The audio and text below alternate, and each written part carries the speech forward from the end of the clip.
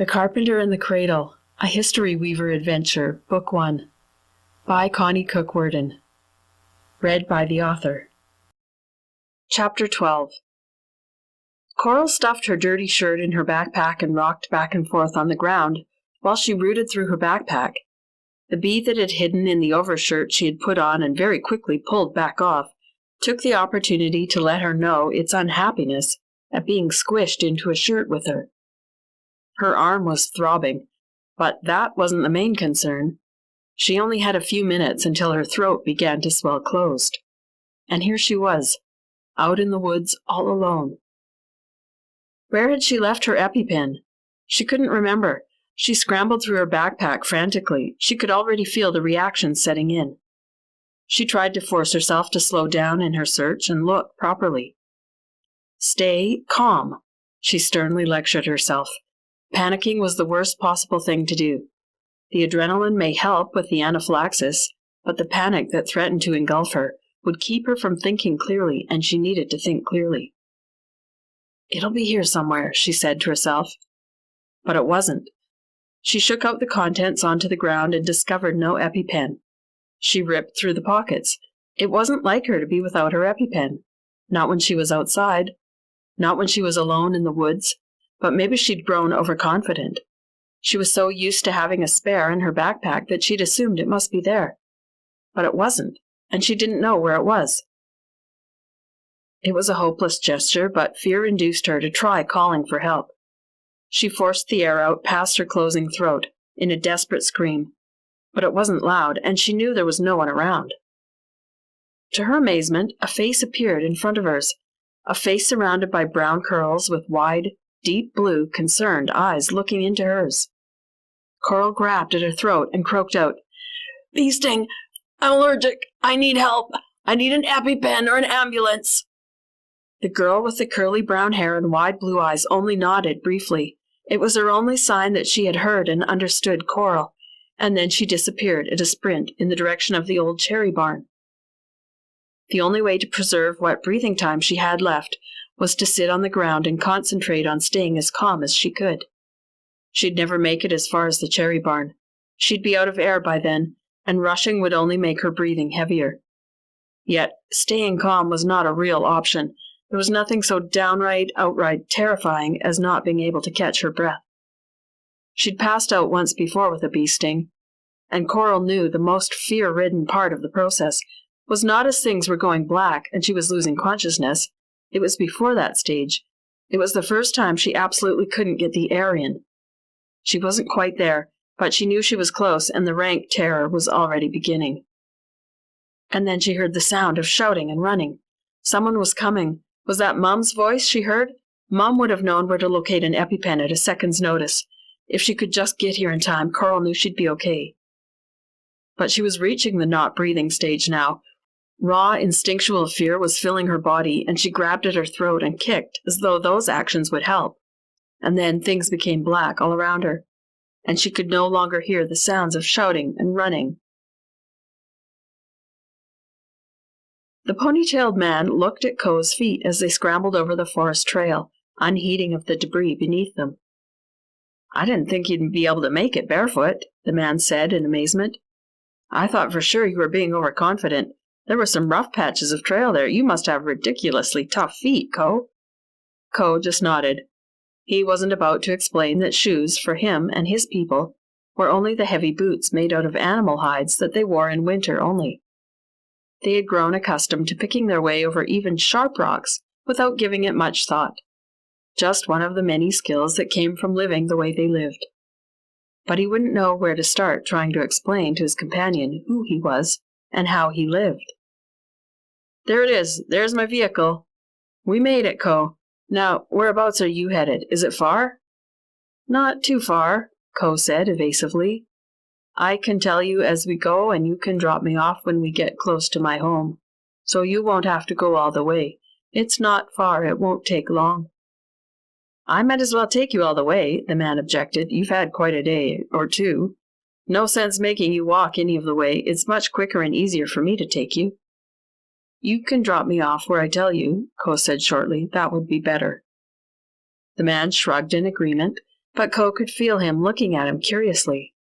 It was unavoidable that the man would think his situation strange. He only hoped he wouldn't be too persistent when it came to learning more about Co and where he lived. "Straight ahead," Co instructed once they were both seated. "Straight ahead?" the man questioned. "I thought you had to go back the other way from where we started this morning." "From here, there's an easier way to get there," Co improvised. The man accepted the explanation without further question and started off in the direction Co indicated. June looked all around for any movement, then gave the secret knock the girls had agreed upon, and waited for Georgie to crack open the door of the storage shed. It opened slightly, and June slipped inside. They'd agreed that she'd only bring Georgie's food after dark, when she was less likely to be seen coming and going. She'd realized she'd have to sneak out after she was supposed to be in bed in order to make the arrangement work, and this was her first time doing her weekly food drop since Georgie had moved into the storage shed. She and July would take turns. Fern knew she wouldn't be able to sneak out, so she was off the hook. The consequences would be too grave if she did and got caught. With Georgie staying on the property of Fern's family, it was crucial that Fern not get involved in any way that could end up sabotaging Georgie's place to stay. June and July were distant slightly more from the situation, and so would be the ones to deliver the food.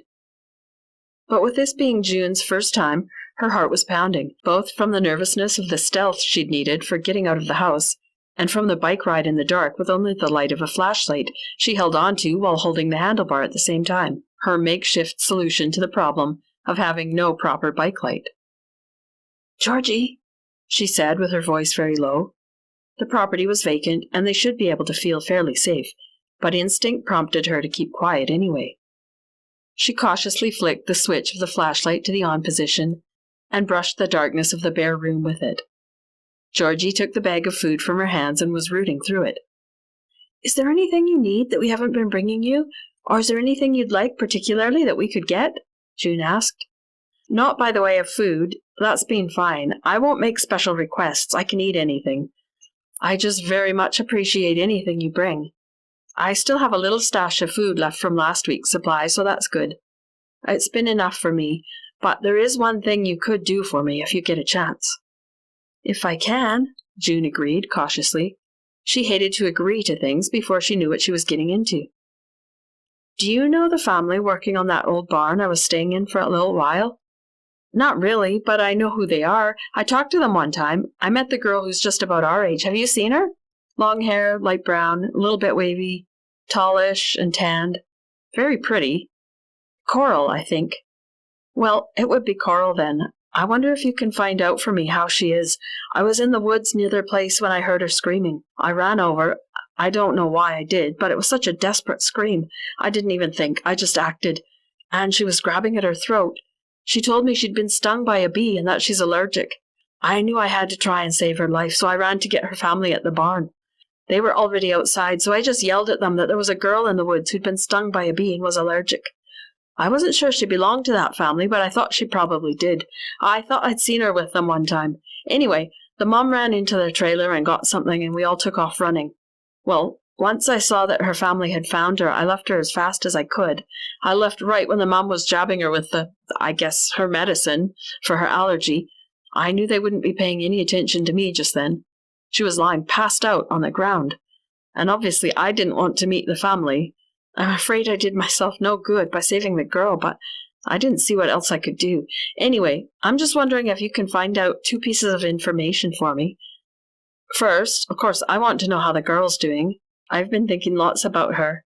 I would have liked to stick around and make sure she was going to be okay, but of course I couldn't. Then, if you could also find out without actually having to ask them if they have any theories about who I am, or just generally what they're saying about me. I'm afraid it will all get back to Lady Cromarty and your parents, and they'll realize that I'm still around and get the authorities onto me. Of course, Georgie, I'll see what I can do. I know that Coral's okay because I saw her out in the yard just earlier today when I was going by. That is, was it today that all this happened? No, it was 2 days ago. Well, that's all right then. Coral's fine, apparently. At least, she looked fine to me.